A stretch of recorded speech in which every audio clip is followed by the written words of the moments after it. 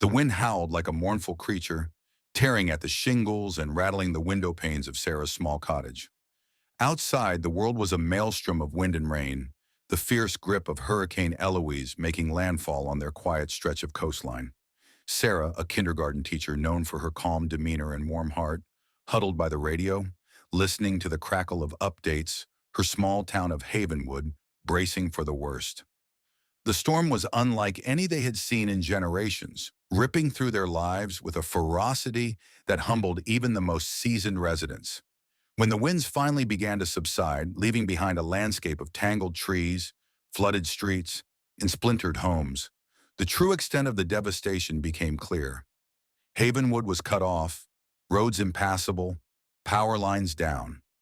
The townspeople, a close-knit community, immediately began helping one another, clearing debris, checking on neighbors, offering shelter where they could. Sarah, her own cottage miraculously spared the worst of the damage, threw open her doors, offering tea and comfort to those displaced. It was on the second day, wading through the flooded main street, helping clear fallen branches, that they found him. Tucked amongst the wreckage near the old fishing pier, tangled in debris, was a man, unconscious, injured, but alive. Sarah, with her basic first aid knowledge from school, knelt beside him, checking for a pulse, assessing his injuries. A deep gash on his forehead, signs of broken ribs, but he was breathing. They carefully moved him to the makeshift medical station set up in the undamaged community center, the town's small doctor tending to his physical wounds. He had no identification. Nothing in his pockets but wet, crumpled fabric. He was just another soul swept up and cast ashore by the storm's fury. Sarah, seeing the overwhelmed doctor and the limited resources, volunteered to take him in, to care for him while he recovered. Her cottage, though small, was dry and relatively intact. The doctor agreed, grateful for the offer. So the unconscious stranger was brought to Sarah's cottage, a quiet haven amidst the storm's aftermath. Sarah set up a comfortable space for him on her sofa, tending his wounds, changing his bandages, her innate kindness guiding her actions. The townspeople, while grateful for Sarah's help, whispered amongst themselves about the mystery man in her home. Havenwood was a place where everyone knew everyone. A stranger, especially one who arrived in such dramatic fashion, was a subject of cautious curiosity. Days blurred into a week. The storm's immediate fury had passed, but the recovery was slow. The roads were still largely impassable, communication lines spotty at best. And still, the stranger remained unconscious. Sarah watched over him, a quiet presence in the room, wondering about the life he had lived before being deposited on their shore. She spoke to him softly, reading aloud from her favorite books, hoping her voice might reach him through the veil of unconsciousness. Then one morning she heard a faint sound, a groan. His eyes fluttered open, confused, unfocused. "Hello?" Sarah said, gently leaning closer. "Can you hear me? You're safe. My name is Sarah." He blinked, trying to focus, his eyes questioning. He tried to speak, but the words were slurred, jumbled. He looked around the room, his brow furrowed. As the days passed, he grew stronger. The doctor confirmed no major lasting physical damage, just the concussion from the head injury. But the amnesia remained. He knew his name was Daniel. He somehow felt certain of that. But beyond that, nothing. No memories, no sense of where he was from, who he was, how he'd ended up in the storm. The blankness in his eyes when he tried to recall anything was heartbreaking. The local sheriff, Thomas, a kind, steady man helping coordinate town efforts, tried to help identify him, checking the limited missing persons reports they could access with their unreliable internet connection. But there were no immediate matches for a man with a head injury and no other distinguishing features. Daniel was grateful for Sarah's kindness, for the safety of her home, for the slow return of his strength. He was quiet at first, withdrawn, wrestling with the frightening emptiness in his mind. Sarah didn't push. She simply offered a warm smile, a comforting cup of tea, a quiet presence that allowed him to be exactly as he was. As he regained his strength, Daniel insisted on helping with the recovery efforts around Sarah's cottage in the town. He seemed to have a natural ability to fix things, demonstrating unexpected skills with carpentry and building. He helped repair Sarah's porch, reinforcing it against future storms. He worked alongside other townspeople, clearing debris, helping patch roofs. His quiet diligence and willingness to help earned him the hesitant respect of the initially wary residents. He might be a stranger, but he was a kind one, and he worked harder than most. Working side by side, sharing meals, talking in the quiet evenings after the day's work was done, Sarah and Daniel's bond deepened. What began as an act of compassion blossomed into a genuine friendship. They talked for hours about Sarah's life in Havenwood, her love for teaching, her hopes for the town's recovery. Daniel, with no past to share, spoke about his present, his feelings, the strange sensation of living without a history. He expressed his fears. What if he wasn't a good person before? What if he had left someone who needed him? The uncertainty was a constant ache, a shadow that followed him. Sarah listened, offering reassurance. "Whoever you were, Daniel," she would say softly, "you are a good man now, a kind man. That's what matters."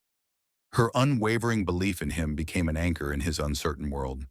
Despite the lingering mystery of his past, their feelings for each other grew. A quiet, steady flame ignited in the heart of the storm's aftermath. They found comfort in each other's presence, a sense of belonging in a world that felt both new and frightening to Daniel, and profoundly tested for Sarah and her town. Love, unexpected and beautiful, took root in the soil of shared vulnerability and quiet strength. Then a few months later, amidst the slow rebuilding of their town and their lives, Sarah discovered she was pregnant. The news brought a wave of pure joy, a burst of light in the sometimes dull reality of recovery. Sharing it with Daniel, seeing his face light up with happiness, confirmed the depth of their connection, the strength of the future they were building together. But the joy was inevitably tinged with the persistent question of his past. Who was the father of her child? A man she loved deeply, but whose history remained a complete mystery. The pregnancy became a catalyst for needing answers. With communication lines slowly becoming more reliable, Sheriff Thomas intensified the search. They scoured national missing persons databases, looking for any matches to Daniel's description, the unique scar on his forehead, the rough estimate of his age. It felt like searching for a single shell on a vast, stormy beach. Daniel, too, felt the urgency. He wanted to know who he was, not just for himself, but for Sarah and the baby. He had unsettling feelings sometimes, not clear memories, but fleeting images. The scent of sawdust, the feel of rough wood in his hands, the sight of sunlight filtering through colored glass. They felt like echoes from a life he couldn't grasp. One afternoon, Sheriff Thomas called Sarah. His voice was hesitant, but held a note of cautious excitement. "Sarah," he said, I think I might have something. I found a missing persons report filed a few months back, just after the storm hit. It matches Daniel's description, general age, build, the scar pattern you mentioned on his forehead. But there's something else. The report mentions a distinctive piece of jewelry the person was always wearing, a small, intricately carved wooden pendant, shaped like a dove. Sarah's heart leaped into her throat. When she had first cared for Daniel, she had found a small, waterlogged leather pouch tucked inside his wet clothes. She had carefully dried it, but hadn't opened it, feeling it was too personal. Now, with trembling hands, she went to the small box where she had kept his few soggy belongings. She found the pouch, still slightly stiff. Inside, nestled amongst a few corroded coins, was a small, dark wooden pendant, carved with exquisite detail into the shape of a dove. "Sheriff," she whispered, her voice trembling, "I think you found him." The missing persons report was filed by a woman named Martha Hayes, listing her son, David Hayes, a traveling woodcarver who had been visiting the coast just before the storm. Martha had reported him missing after being unable to contact him for weeks, the storm making communication and travel incredibly difficult. Sheriff Thomas contacted Martha, his voice full of cautious hope. Martha Hayes had spent the last few months living in a constant state of agonizing uncertainty. Her son, David, her only child, was a free spirit, often traveling for weeks at a time, visiting craft fairs, seeking out unique wood to work with. He would call when he could, but sometimes days or even a week would pass without contact. But after Hurricane Eloise hit the coast where he was supposed to be, the silence had stretched into weeks, then months. Every phone call was answered with dread. Every news report of casualties a stab of fear. The missing persons report felt like a last, desperate act. Now a small-town sheriff from a place she had never heard of was telling her they might have found him. She made the long journey to Havenwood as quickly as the still-recovering roads allowed. Sarah and Daniel waited at the community center, the heart of the town, where they had first found him, where he had helped rebuild, where their love had grown. The air was thick with anticipation. A car pulled up, dusty from the journey. A woman emerged, older, her face etched with worry and years of unspoken longing. She scanned the faces gathered, her eyes wide and searching. Daniel stood beside Sarah, his heart pounding, a strange sense of recognition stirring within him. The woman's eyes fell on Daniel. For a moment she froze, her hands flying to her mouth. Then a cry tore from her throat. "David!" Daniel felt a jolt, a flicker of something, a recognition deeper than memory. He stepped forward, a name forming on his lips. "Mother?" Martha ran towards him, throwing her arms around him, sobbing his name. David. His name was David. He held her tightly, the scent of her familiar and comforting, a missing piece of himself slotting into place. Memories, and still hazy and fragmented, began to surface. The feel of her hand in his as a child, the sound of her singing a lullaby, the quiet strength in her eyes.